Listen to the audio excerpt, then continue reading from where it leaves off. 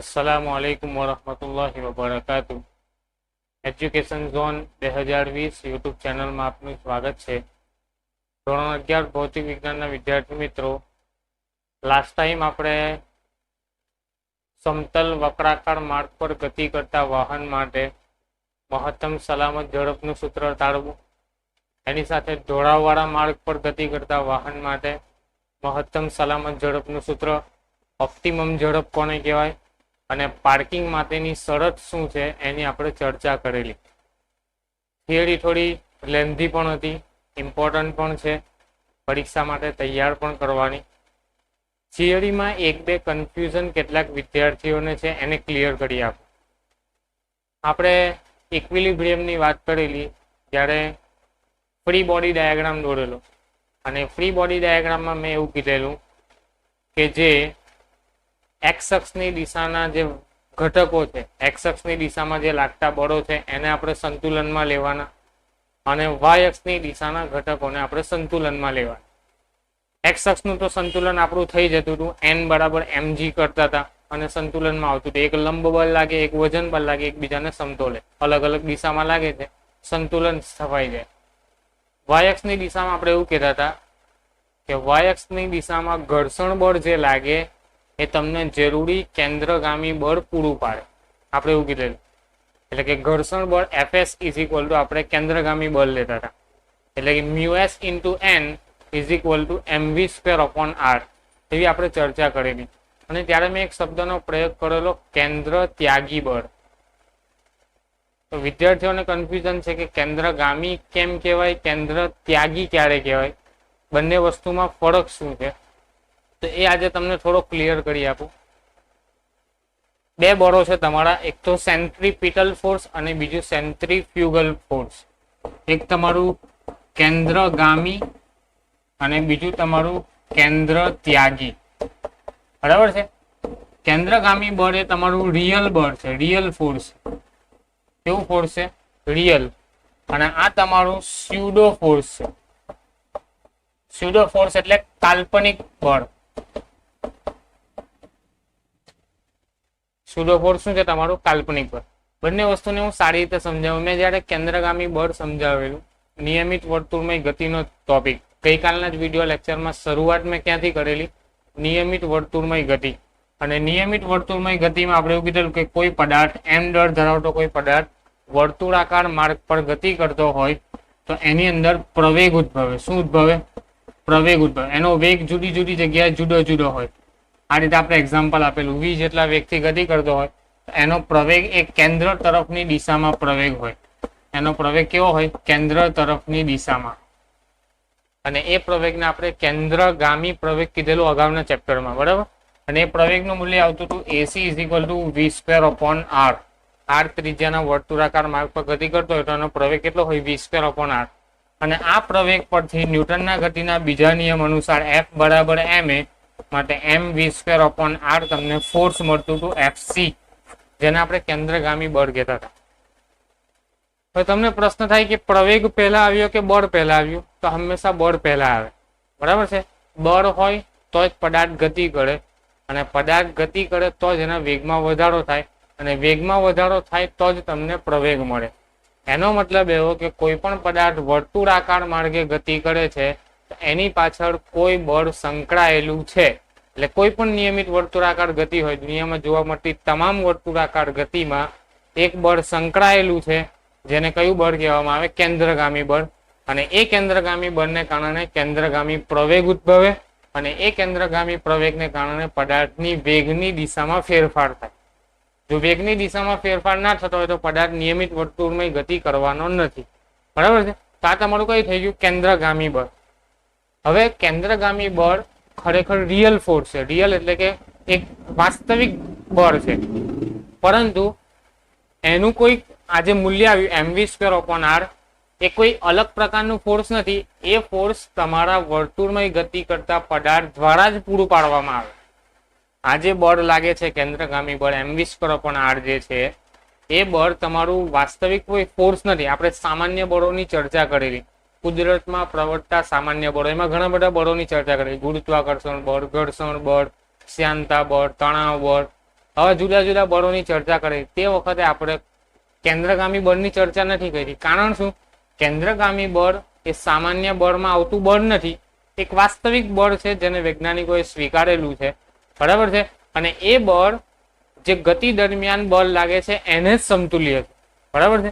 એટલે કે માની લો કે તમારો વર્તુળાકાર માર્ગમાં કોઈ પદાર્થ ગતિ, એમાં મેં 3-4 ઉદાહરણ આપેલા.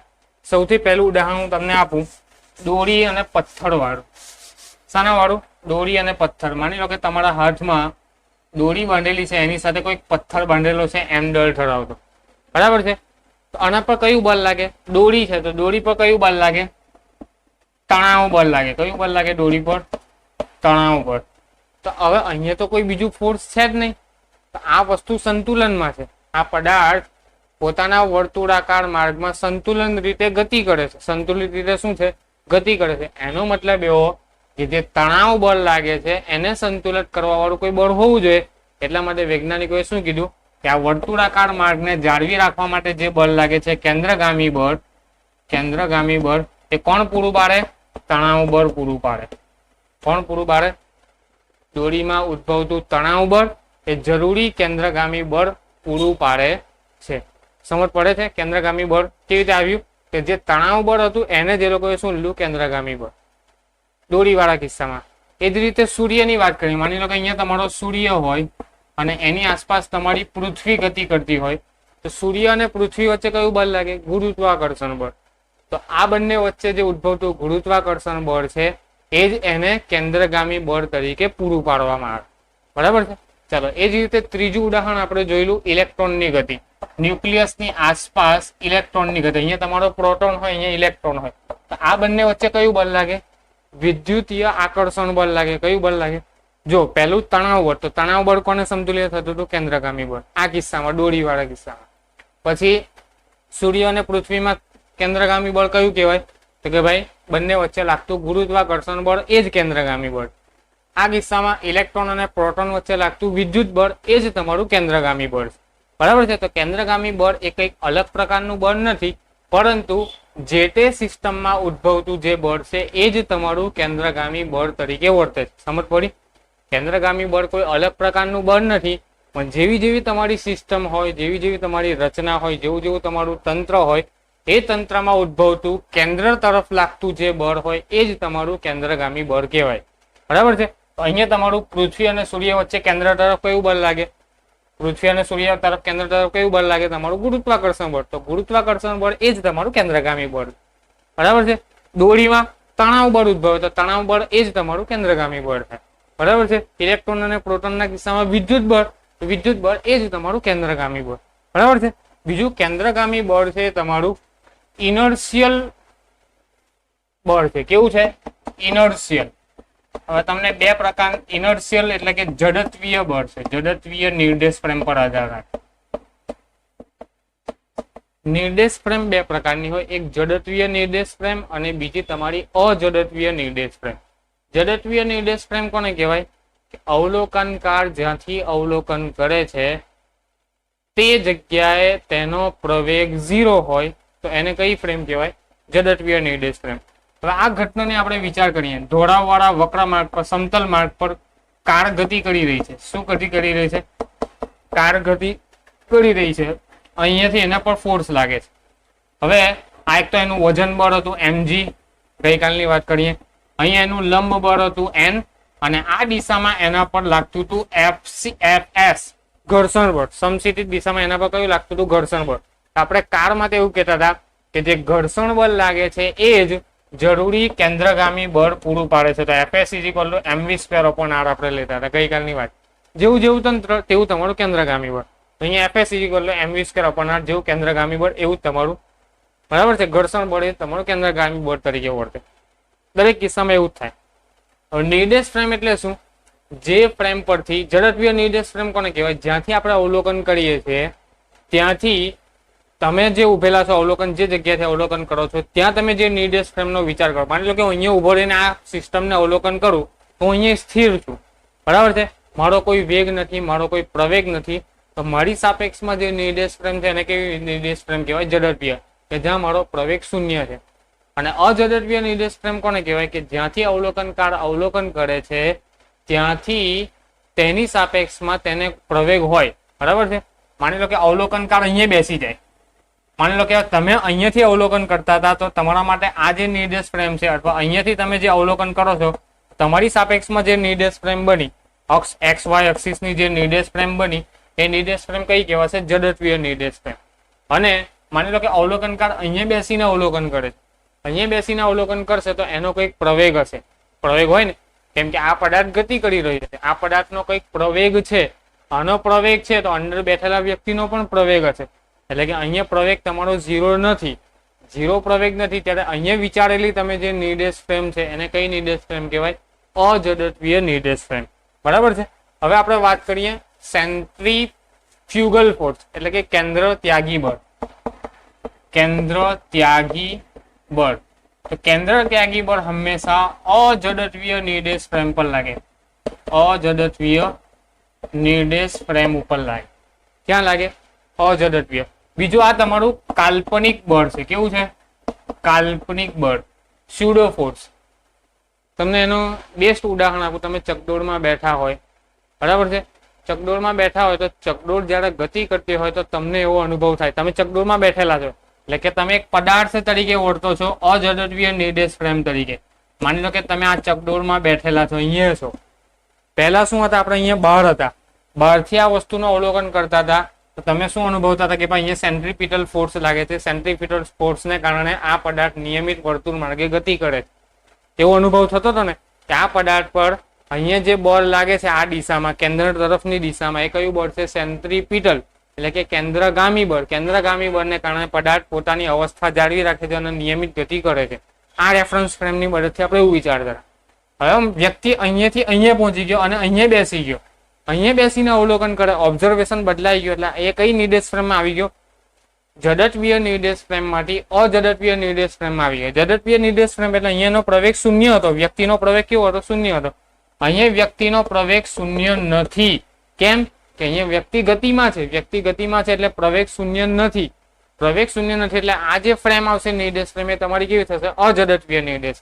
અને અજડત્વીય નિર્દેશ ફ્રેમ પરથી એનો અનુભવ શું થાય? કે હું બહાર ફેંકાઈ જઈશ. જ્યારે ચકડોળ ફરતી હોય વર્તુળાકાર માર્ગે તો આ વ્યક્તિને શું અનુભવ થાય? કે હું બહારની તરફ ફેંકાઈ જઈશ, બહારની તરફ ફેંકાઈ જઈશ. અને એ ફેંકાઈ નથી જતો, ખરેખર તો એને અનુભવ શું થાય? લાગણી શું થાય? એને ફીલ શું થાય? કે હું બહાર ફેંકાઈ જઈશ. સમજ પડે છે? વ્યક્તિ વર્તુળાકાર માર્ગે ગતિ કરતો હોય તો એને શું અનુભવ થાય? કે હું બહારની તરફ ફેંકાઈ જઈશ. સિમ્પલ વસ્તુ છે. તમે એ પ્રકારની ઉદાહરણમાં માની લો કે દોરી વડે પથ્થરને આ રીતે ફેંકો છો તો પથ્થરને એક વ્યક્તિ તરીકે વિચારો. માની લો કે કોઈ દોરીથી તમે કોઈ વ્યક્તિને બાંધી દો, બરાબર છે, અને પછી એને ગોલ ગોલ ફેરવો તો એ દોરી વડે બાંધેલા વ્યક્તિને શું અનુભવ થાય? કે હું બહારની તરફ ફેંકાઈ જઈશ, ઘસરાઈ જઈશ. બરાબર છે? આવો અનુભવ થાય કે નહીં? કેમ? કે અજડત્વીય નિર્દેશ ફ્રેમમાં છે તો એને કઈ તરફનું બળ? બહારની દિશામાં લાગતું, કોઈ કેન્દ્રથી બહારની દિશામાં લાગતા બળનો અનુભવ થાય. પરંતુ એવું થતું નથી, રિયલમાં એવું થતું નથી.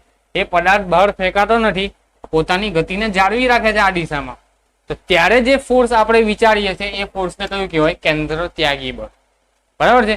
જે કેન્દ્રગામી બળના મૂલ્ય જેટલું જ હોય. બરાબર છે? કેન્દ્ર અહીંયા જે અનુભવ થાય બળનો એ કયો બળ છે? તમારું કેન્દ્ર ત્યાગી બળ. કેન્દ્ર ત્યાગી બળ. બરાબર છે? અને કેન્દ્ર ત્યાગી બળ એ કેન્દ્રગામી બળના મૂલ્ય જેટલું જ છે. કેમ? કે અહીંયા પણ એની ગતિ જળવાઈ રહે. નિર્દેશ ફ્રેમ બદલાય. જો અહીંયા બંને જગ્યાએ શું થયું? પહેલા અહીંયાથી આપણે અવલોકન કરતા હતા તો નિર્દેશ ફ્રેમ તમારી કેવી હતી? જડત્વીય. જડત્વીય નિર્દેશ ફ્રેમને કારણે આપણને એવું લાગતું હતું કે પદાર્થ નિયમિત ગતિ જાળવી રાખે છે. કાના કારણે? કેન્દ્રગામી બળને કારણે. બરાબર છે? હવે એ જ વ્યક્તિ અજડત્વીય નિર્દેશ ફ્રેમમાં પહોંચી ગયો તો અજડત્વીય નિર્દેશ ફ્રેમમાં એને અનુભવ એવો થાય છે કે હું બહાર ફેંકાઈ જઈશ. એટલે કે એને બહારની તરફ કોઈ બળ લાગતું હોય એવો અનુભવ થાય છે. બહારની તરફ એટલે કે કેન્દ્રથી બહારની તરફ કોઈ બળ મને લાગે છે એવો અનુભવ થાય. અને એક કાલ્પનિક ફોર્સ છે. અને એ કાલ્પનિક ફોર્સ કયું બળ? તમારું કેન્દ્ર ત્યાગી બળ. અને એનું મૂલ્ય તમારું કેન્દ્રગામી બળ જેટલું જ છે. એટલે એનો મતલબ એવો થયો કે કેન્દ્ર ત્યાગી બળ એ નિર્દેશ ફ્રેમ પર આધાર રાખે. શાના પર આધાર રાખે? નિર્દેશ ફ્રેમ. જો તમારી નિર્દેશ ફ્રેમ અજડત્વી હોય તો અજડત્વીય નિર્દેશ ફ્રેમમાં તમારે કેન્દ્ર ત્યાગી બળ અવલોકન શબ્દ સાંભળવાનો, અને જ્યારે જડત્વીય નિર્દેશ ફ્રેમ હોય તો તમારે કયો શબ્દ વાપરવાનો? કેન્દ્રગામી બળ. એટલે સિમ્પલ ફિનોમિના એવો છે કે કેન્દ્રગામી બળ હોય કે કેન્દ્ર ત્યાગી બળ હોય, બંને સમાન મૂલ્યના બળ હોય. બંને કેવા છે? સમાન મૂલ્યના. ખાલી એ શાના પર આધાર રાખે? નિર્દેશ ફ્રેમ પર આધાર રાખે. તમારી નિર્દેશ ફ્રેમ ઝડપી હોય તો એ કેન્દ્રગામી કહેવાય. તમારી નિર્દેશ ફ્રેમ જો અઝડપી હોય તો એ તમારું કેન્દ્ર ત્યાગી કહેવાય. બરાબર છે. અને કોને સમતુલે? જે તે સિસ્ટમમાં લાગતા કેન્દ્ર તરફના બળોને સમતોલે. સિમ્પલ વસ્તુ છે. બંને બળો શું છે? કેન્દ્ર ત્યાગી હોય કે કેન્દ્રગામી હોય. બરાબર છે. એ બંને બળો કોને સમતુલે? કેન્દ્રગામી હોય અથવા કેન્દ્ર ત્યાગી હોય. કેન્દ્ર ત્યાગી હોય. બંને કેવા હોય? સમાન મૂલ્યના જ હોય. બંને કેવા હોય? સમાન મૂલ્યના. સમાન મૂલ્યના હોય. બરાબર છે.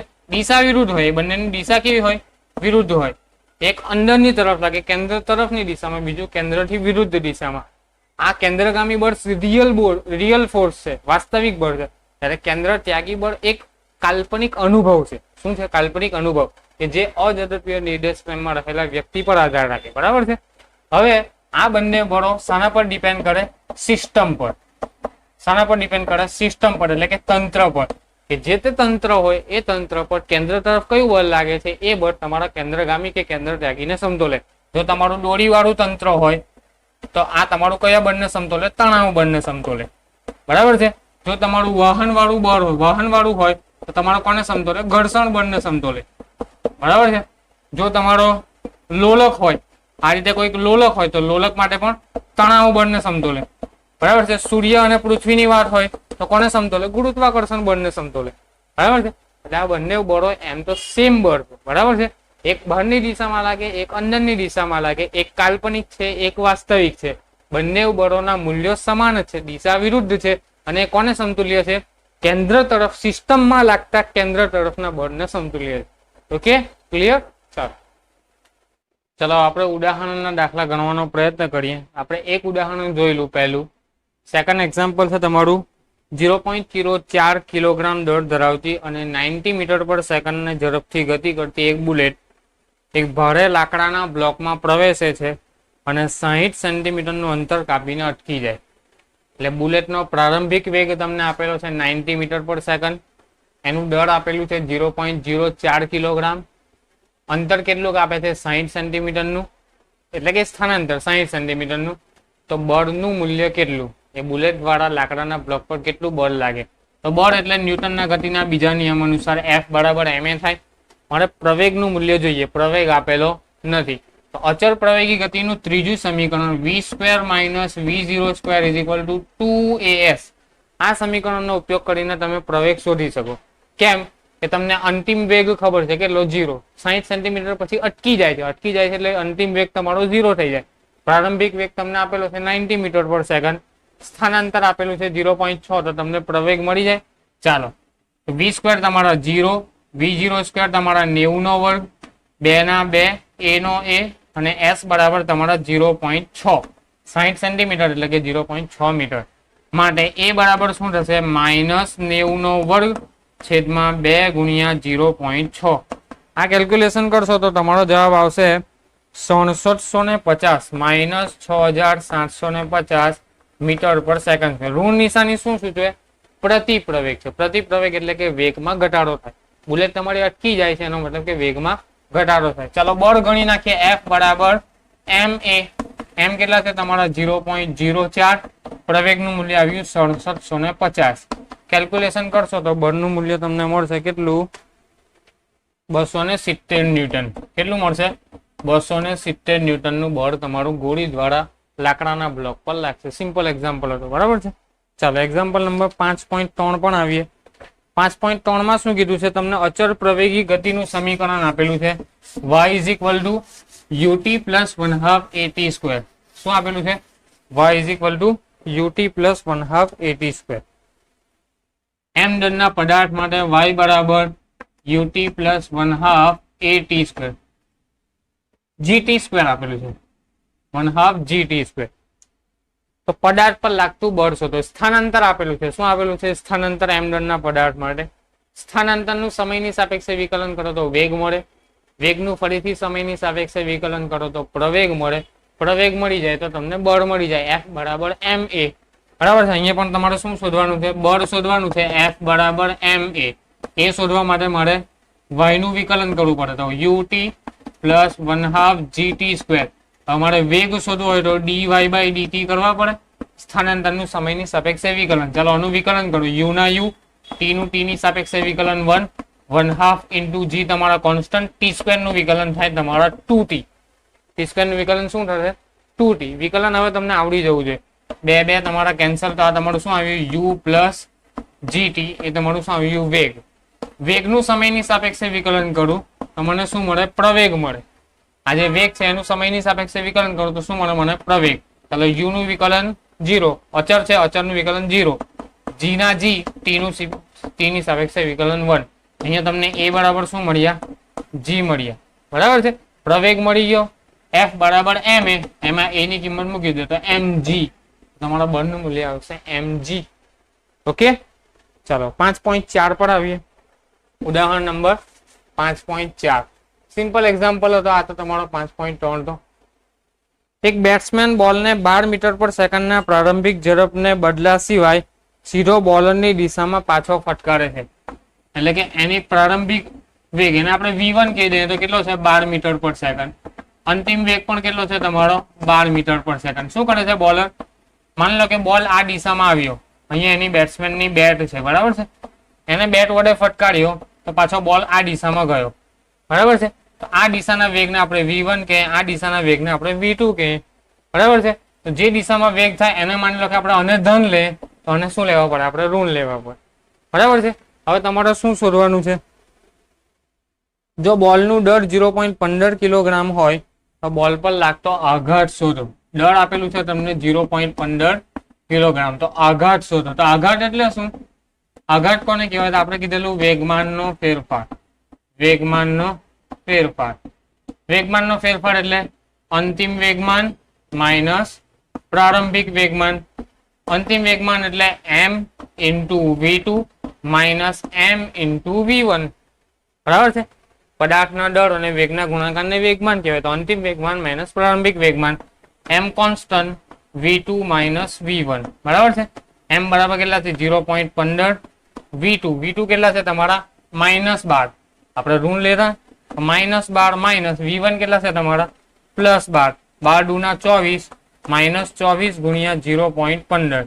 કેટલા ન્યૂટનનું બળ આવશે તમારો? આઘાત 3.6 ન્યૂટન ઇન્ટુ સેકન્ડ. આનું મૂલ્ય કેટલું આવશે તમારું? 3.6 ન્યૂટન ઇન્ટુ સેકન્ડ. બળના આઘાતનો એકમ છે ન્યૂટન ઇન્ટુ સેકન્ડ. તો તમારું બળ કેટલા આવશે? 3.6 ન્યૂટન. માઇનસમાં આવશે. હા, બળનો આઘાત કેટલા આવશે? -3.6 ન્યૂટન ઇન્ટુ સેકન્ડ. ચલો નેક્સ્ટ ઉદાહરણ તમારું 5.5 છે. એમાં શું કીધું છે? આકૃતિમાં દર્શાવ્યા મુજબ એક સમાન બિલિયાર્ડ બોલ એક દ્રઢ દિવાલ પર સમાન ઝડપથી પણ જુદા જુદા કોણે અથડાઈને ઝડપમાં કોઈ ફેરફાર વિના પરાવર્તન પામે. તો દરેક બોલને લીધે દિવાલ પર લાગતા બળોની દિશા કઈ હશે? અને નંબર 2, દિવાલ વડે બંને બોલ પર લગાડેલા આઘાતના માનનો ગુણોત્તર કેટલો હશે તે જણાવો. બે કેસ આપેલા છે, બે આકૃતિ આપેલી છે. પહેલી આકૃતિમાં તમારો દડો દિવાલ સાથે 0 ડિગ્રીના ખૂણાએ અથડાય છે અને બીજી આકૃતિમાં તમારો જે દડો છે એ 30 ના ખૂણાએ અથડાય છે. તો દિવાલ પર જે આઘાત કે પ્રત્યાઘાત બળ લાગે એ બળ કઈ દિશામાં હોય? તો તમારી વાસ્તવિક રીતે તમારું દિમાગ શું કે આ કિસ્સામાં તમારું બળ લંબ સ્વરૂપે હશે. દિવાલને કેવું હશે? લંબ સ્વરૂપે.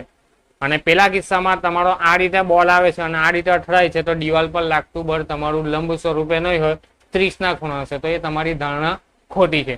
બંને કેસમાં તમારા દિવાલ પર લાગતું બળ દિવાલને લંબ સ્વરૂપે જ હોય. આઘાતી બળ હંમેશા તમારી સપાટીને કેવું હોય? લંબ સ્વરૂપે જ હશે. આપણે હવે સાબિત કરીને બતાવીએ, બરાબર છે. આઘાતી બળ એટલે શું? વેગમાનનો ફેરફાર. આપણે વેગમાનનો ફેરફાર શોધી નાખીએ અને એ જો તમારો જવાબ આપી શકે તો આપણે એ પરથી મેળવી શકીએ. ચાલો કિસ્સા નંબર 1 ની વાત કરીએ. તમારી બુકમાં જે રજૂઆત લખેલી છે તે શું છે? વાંચીએ. સાહજિક રીતે પ્રશ્ન માટે એવો જવાબ આપણે વિચારીએ કે કદાચ કિસ્સા એમાં દિવાલ પરનું બળ દિવાલને લંબ દિશામાં હશે. મેં હમણાં કીધું એ મુજબ. જ્યારે કિસ્સા બીમાં દિવાલને લંબ સાથે 30 ના ખૂણે ધરેલું હોય એવું આપણું માનવું છે, પણ આ જવાબ કેવો છે? ખોટો છે. બંને કિસ્સામાં દિવાલ પરનું બળ એ લંબ દિશામાં જ હશે. દિવાલને લંબ દિશામાં. કેવી રીતે? તો એ યુક્તિ એ છે કે બીજા નિયમનો ઉપયોગ કરીને દિવાલ દ્વારા બોલ પર લાગતું બળ વિચારો અને પછી ત્રીજા નિયમનો ઉપયોગ કરીને પ્રશ્ન 1 નો જવાબ મેળવો. ધારો કે દરેક બોલની દિવાલ સાથે સંગાત પહેલાની અને પછીની ઝડપ u જેટલી છે અને દરેક બોલનું દળ m જેટલું છે. x અને y અક્ષોને આકૃતિમાં દર્શાવ્યા મુજબની પસંદગી કરો અને દરેક કિસ્સામાં બોલના વેગમાનનો ફેરફારનો વિચાર કરો. હવે આપણે કિસ્સો 1 લઈ લઈએ, બરાબર છે. કિસ્સો a, આ તમારો કેસ a હતો તે, બરાબર છે. હવે અહીંયા તમારો આ રીતે બોલ ગતિ કરીને આવે છે આ દિશામાં, x અક્ષની દિશામાં. માની લો કે આ રીતે છે તમારો અક્ષ, આ તમારી y અક્ષ, x અક્ષ માઇનસ y માઇનસ x, બરાબર છે. તો તમારો બોલ x અક્ષની ધન દિશામાં ગતિ કરીને આવે છે u જેટલા વેગથી, બરાબર છે. ખૂણો કેટલો છે તમારો? થીટા બરાબર 0 ડિગ્રી, બરાબર છે. પ્રારંભિક સ્થિતિ આ છે. અંતિમ સ્થિતિમાં શું થાય કે પદાર્થ x અક્ષની ઋણ દિશામાં ગતિ કરીને પાછો ફરે, એટલે વેગ કેટલો થશે તમારો? Minus plus y plus x minus x. સમજ પડે છે? પદાર્થ તમારો આ જે કેસ છે એ કેસને આપણે યામાક્સ પદ્ધતિમાં દર્શાવવાનો પ્રયત્ન કરે તો શરૂઆતમાં બોલ આ દિશામાં આવે છે. માની લો કે આ સપાટી છે તો બોલ આ દિશામાં અથડાય છે, તો એનો વેગ કેટલો છે? u જેટલો. અને કઈ દિશામાં ગતિ કરે છે? ધન x દિશામાં. આ જુઓ આ રીતે છે, બરાબર છે. તો આ કઈ દિશા છે તમારી? ધન x. યામાક્સ પદ્ધતિને આ મુજબ સ્વીકારવાનું કીધેલું છે. તો ધન x દિશામાં ગતિ કરે તો એનો વેગ તમારો u જેટલો હશે. સેકન્ડ પોઝિશનમાં શું થાય? અંતિમ સ્થિતિમાં બોલ પાછો ફરે, દિવાલથી પાછો ફરે એટલા જ વેગથી. તે કઈ દિશામાં ગતિ કરશે? આ દિશામાં. અહીંયાથી અથડાઈને પાછો આ દિશામાં, તો એ કઈ દિશામાં? ઋણ x દિશામાં. તો વેગ કેટલો તમારો? માઇનસ u, બરાબર છે. ચાલો વેગમાનની વાત કરીએ અને ઘટકો લખીએ આપણે.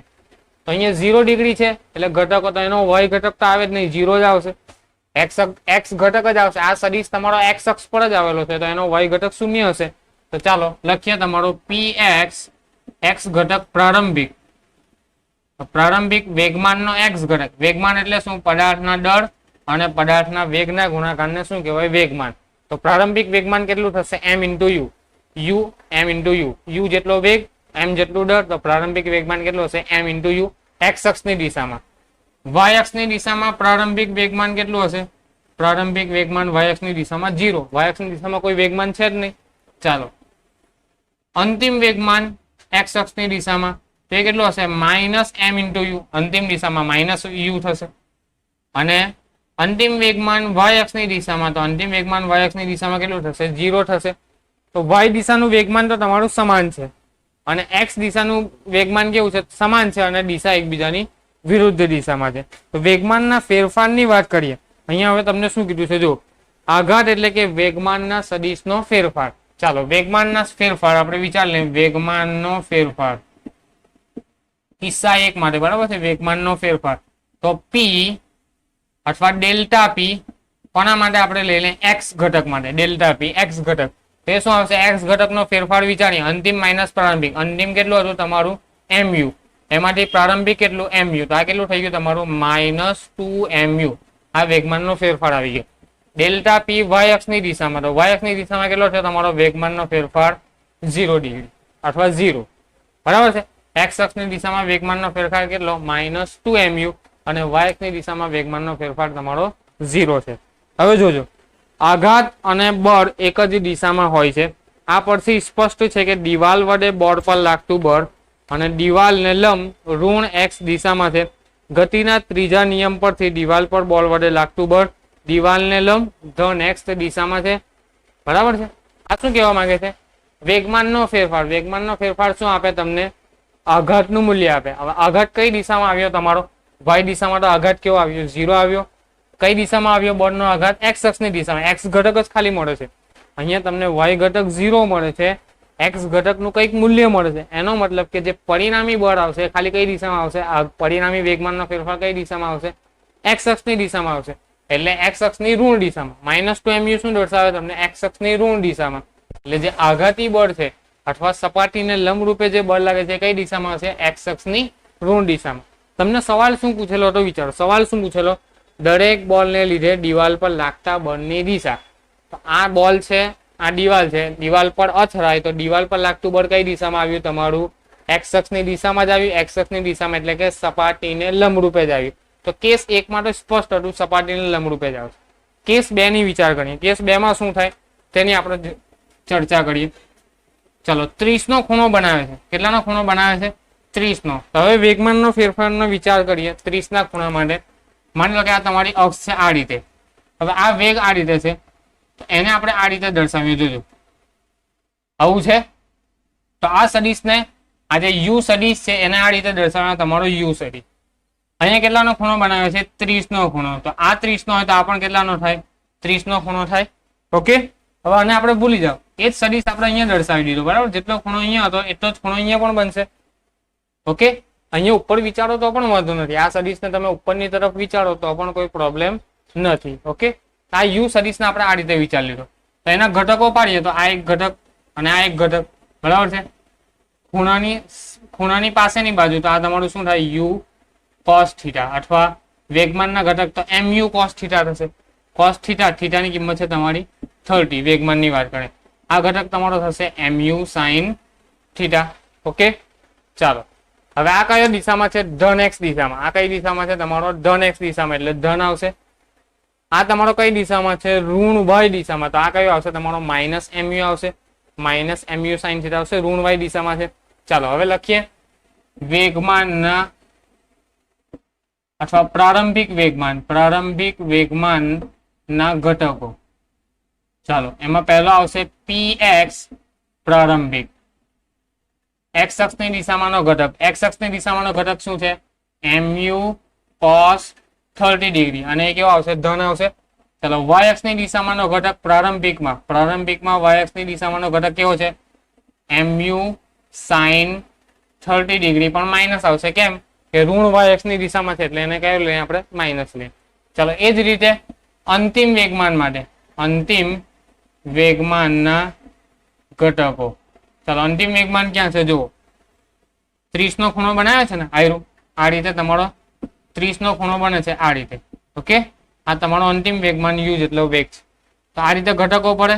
આ પાસેની બાજુ તો આ તમારું શું આવશે? એમ યુ કોસ 30 ડિગ્રી, અને આ તમારું એમ યુ સાઇન 30 ડિગ્રી. આ તમારું ઋણ એક્સ દિશામાં એટલે માઇનસ આવશે. તો પી એક્સ અંતિમ, આ કઈ દિશા છે? ઋણ એક્સ દિશા, તો માઇનસ એમ યુ કોસ 30 આવશે. ઓકે, અને પી વાય અંતિમ, એ શું આવશે? Minus M U sine 30. એ પણ કઈ દિશામાં છે? ઋણ વાય દિશામાં. જો ઋણ વાય દિશામાં છે તે પણ કેવું આવશે? માઇનસ આવશે. સમજ પડે છે? મેં શું કર્યું? આગળના કેસમાં જે રીતે આપણે વેગના ઘટકો લીધેલા અને વેગમાનના ઘટકો એક્સ અક્ષની દિશામાં અને વાય અક્ષની દિશામાં. વાયમાં તો 0 જ હતા, ત્યાં કોઈ ખૂણો ના બનાવતા એટલે 0 હતા વાય માટે. અને એક્સમાં આવતા હતા એક આ બાજુ અને એક એની વિરુદ્ધ દિશા. એક પ્લસ એમ યુ આવતું હતું, એક માઇનસ એમ યુ આવતું હતું. બીજા કિસ્સામાં તમારો વેગનો એક ઘટક આ છે, એક સદિશ આ છે, તો એ મુજબ તમારા બે ઘટકો પડે. એક તમારો એક્સ અક્ષની દિશાનો, એક વાય અક્ષની દિશાનો. એક્સ અક્ષની દિશાનો ઘટક એ પ્રારંભિક ઘટક તમારો આટલો, અને વાય અક્ષ દિશાનો પ્રારંભિક ઘટક તમારો આટલો. હવે અંતિમ ઘટક માટે આ વેગને વિચારો. આ જે વેગ છે તે તમારો v જેટલો વેગ, u જેટલો જ વેગ છે, વેગ બદલાતો નથી. અહીંયા પણ તમારો વેગ કેટલો છે? u જેટલો જ છે. એના બે ઘટકો પાડો, એક આ દિશામાં, એક આ દિશામાં આવશે. આ દિશા એટલે કઈ દિશા? ઋણ એક્સ દિશા, તો એ પણ માઇનસ આવશે. આ દિશા એટલે કઈ? ઋણ વાય દિશા, તો એ પણ માઇનસ આવશે. હવે જો ફેરફાર લઈએ આપણે, વેગમાનનો ફેરફાર. તો વેગમાનનો ફેરફાર એટલે શું? એક્સ અક્ષનો ફેરફાર, તો ડેલ્ટા પી એક્સ. ચલો એક્સ ના ઘટકોનો ફેરફાર લે, અંતિમ માઇનસ પ્રારંભિક, તો minus M U cos 30 minus M U cos 30. Okay, અંતિમ માઇનસ પ્રારંભિક પ્લસ હતું. આ કેટલું થઈ ગયું? Minus 2 M U cos 30 degree. Okay, અને ડેલ્ટા પી વાય શોધીએ. ડેલ્ટા પી વાય શું આવશે? અંતિમ માઇનસ પ્રારંભિક, તો minus M U sine 30 minus પાછું આ માઇનસ એટલે પ્લસ થઈ જશે એમ યુ સાઇન 30. પાછું થઈ ગયું તમારું 0. તો અહીંયા પણ જે વેગમાનનો વાય અક્ષની દિશાનો જે ફેરફાર આવ્યો 0 આવ્યો. એનો મતલબ કે જે પરિણામી વેગમાનનો ફેરફાર છે એ કઈ દિશામાં હશે? ખાલી એક્સ અક્ષની દિશામાં જ. એનો મતલબ કે તમે 30 ના ખૂણાએ બોલને આપાત કરો છો, અથવા અથડામણ કરાવો છો, અથવા સંઘાત કરાવો છો, તો પણ દિવાલ પર લાગતું બળ તો હંમેશા દિવાલને લંબ સ્વરૂપે એટલે કે એક્સ અક્ષની દિશામાં જ હશે. સમજ પડી? આપણે એવું કીધેલું શરૂઆતમાં કે જો બોલ આ રીતે અથડાતો હોય તો દિવાલ પર લાગતું બળ દિવાલને લંબ રૂપે હોય, અને બોલ આ રીતે અથડાતો હોય તો દિવાલ પર લાગતું બળ 30 ના ખૂણાએ હોવું જોઈએ એવું આપણે વિચારતા હતા, પણ એ ખોટું છે. કેમ ખોટું છે? તો આના પરથી આપણે સાબિત કર્યું કે વેગમાનનો ફેરફાર એટલે કે આઘાતનું મૂલ્યમાં y ઘટકનું મૂલ્ય તમારું 0 આવે છે અને x ઘટકનું મૂલ્યમાં કંઈક મૂલ્ય મળે છે, એનો મતલબ કે વેગમાનનો ફેરફાર ખાલી x અક્ષની દિશામાં જ જોવા મળે છે, માટે દિવાલ પર લાગતું બળ એ x અક્ષની દિશામાં એટલે કે સપાટીને લંબરૂપે હશે. ઓકે, બરાબર છે. હવે બીજું કીધું છે તમારે આઘાતનો ગુણોત્તર શોધો. શું શોધો? આ જ દાખલામાં શું કીધું છે? બંને કિસ્સામાં લાગતા આઘાતનો ગુણોત્તર. આઘાતનો ગુણોત્તર. તો પહેલા કિસ્સામાં કેટલો હતો? 2mu જેટલો આઘાત હતો x અક્ષની દિશામાં. અહીંયા કેટલો આવ્યો તમારો? -2mu cos 30 degree. 2mu cancel. 1 cos 30. cos 30 ની કિંમત કેટલી થાય? cos 30 ની કિંમત √3/2. બેને ઉપર લઈ જાવ તો 2/√3. કિંમત કાઢશો તો કેટલી આવશે? 1.2 સમથિંગ આવશે. તો બળના આઘાતનો ગુણોત્તર કેટલા આવશે? 1.2. ઓકે, ચાલો.